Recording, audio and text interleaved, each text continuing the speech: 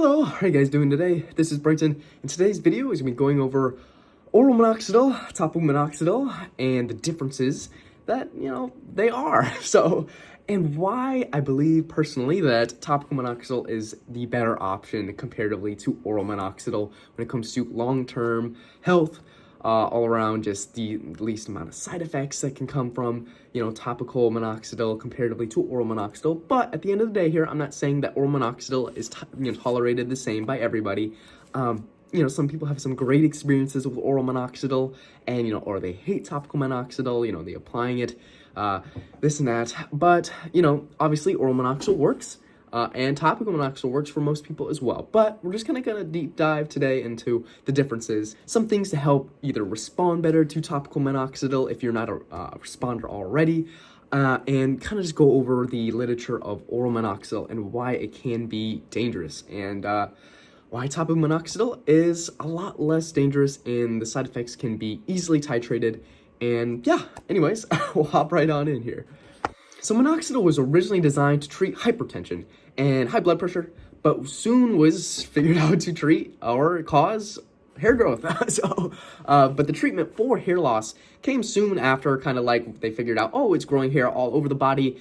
Let's make a topical minoxidil solution for this, for the hair growth, and see if it actually grows hair. And well, it grows hair pretty well, most people, but some people don't, react the same when it comes to topical minoxidil and oral minoxidil. And why is that? Well, there is an enzyme called sulfosyltransferase where there is a lot of activity of this in the liver. So orally, when it gets ingested and it goes through the first metabolism of your body, there is a lot of sulfosyltransferase in the liver. So then, that means minoxidil then can express its effects onto the body. So that means a lot of hair growth. So it could be all over the body. So, hypertrichosis, where it's like kind of all over hair growth. Some people respond better than others. Obviously, your genetics play a big role. But hair growth on top of the head was, one of the biggest, pushers for it. So they were like, hey, how about we make a topical solution as well for the people who don't want to take this? And why don't people want to take oral minoxidil? Well, since it's treated for hypertension, it can cause hypotension, where it's like too low of blood pressure. And so things like, you stand up and you feel like about faint. Yeah, obviously, when it's orally ingested, there can be a lot of side effects in this. And well, we'll get into why, minoxidil orally can be kind of dangerous and kind of cause a lot of problems due to its drug class. But we're just going to get into topical minoxidil here and why it is so beneficial, and I believe it is a better treatment for hair loss than oral. So minoxidil has a low molecular weight. So what does that mean? Well, that means it can penetrate the scalp easier, or skin easier than things that are higher on the molecular weight scale here. We'll go through the Dalton's rule here. So anything that's above 500 Daltons typically cannot get through the skin as easily as something lower than 500 Daltons. For example, I believe finasteride has a low molecular weight, so it's around 372, I believe, Daltons. So that means it can, get through the scalp or, get through the skin and obviously bind to the androgen receptor. And, a lot of people have seen some great benefits from topical finasteride, but sometimes it can still become systemic. And that's where some people get, side effects from things like topical dutasteride, RU58841, also lower than 500 Daltons, pyrolutamide, some anti-androgens that are lower than this, 500 Daltons that obviously, work pretty well for a lot of people, but sometimes it can become systemic. And that's where some people may have some side effects from this. Now, everyone's different when it comes to, their side effect profile here.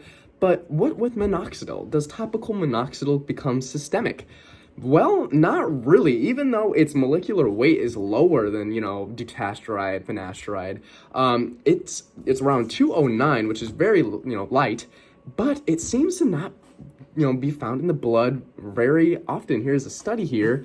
Now, obviously, everyone's different on how they'll respond to topical minoxidil. It just kind of shows that, well, it just kind of binds and kind of stays in the skin and hair follicle and doesn't really go past that point very much. And now, obviously, that's why I think that topical minoxidil is going to be way better. And if you compare the half-lives of oral minoxidil and topical minoxidil, now oral minoxidil is very powerful, especially it depends on the dose here. It can grow hair very well, sometimes a lot better than topical minoxidil because, well, the lack of sulfosyltransferase activity. Usually scalp's gonna be a lot lower than, the liver. So typically that's why oral minoxidil is usually gonna work better in this aspect here. But now oral minoxidil is gonna have, more side effects. Now with topical minoxidil, since it doesn't become systemic, it can be, easily titrated. Now the half-life of it is actually very long compared to oral. Which oral minoxidil, I believe it's around 4 to 5 hours, I believe. And then topical minoxidil, usually around, I think it's the 2% or 5%, can be found in the scalp or skin for up to 22 hours. I believe it's around there. Now, this could be more or less for certain individuals, but that seems pretty promising that, its half-life is so long, being found in the, the skin and hair follicle. Even though a lot of people don't, respond to it, there are definitely a lot of treatments to help get, upregulate the sulfotransferase activity. Now, certain things, some people like to do microneedling. Another treatment is tretinoin. It upregulates sulfotransferase activity very well, and it compounds with minoxidil pretty easily. But obviously, if you are trying to grow a beard, that may be a different story. I had a video on my experiences of using tretinoin and minoxidil compounded together, and it was a mess. I didn't properly moisturize and, do the proper routine on my face before, applying the tretinoin. Had a really bad purge. And then obviously the propylene glycol irritated my skin, and, obviously, than the scalp, it's a little different than the face, but I personally believe that when you have tretinoin mixed with minoxidil onto the scalp, you can have an upregulation of sulfotransferase activity.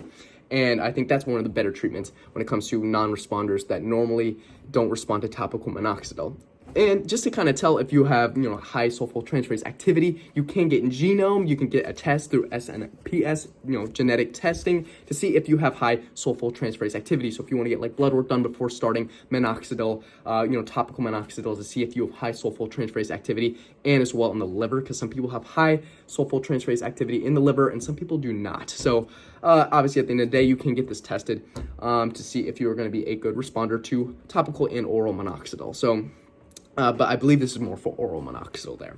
And because of this pretty long half-life that topical minoxidil has from staying into the skin and the hair follicle, I honestly personally believe that putting it just once a day on your scalp is good enough. And honestly, just like at night before you go to bed, honestly, I think that's like the best option. A lot of people hate, applying it in the morning, at night, because a lot of people do it twice a day, because obviously that's recommended when, people are like, hey, you should use topical minoxidil, and the box says it, typically itself, hey, apply it twice a day. But most people are going to respond to once daily minoxidil very well, especially if you have it compounded with tretinoin.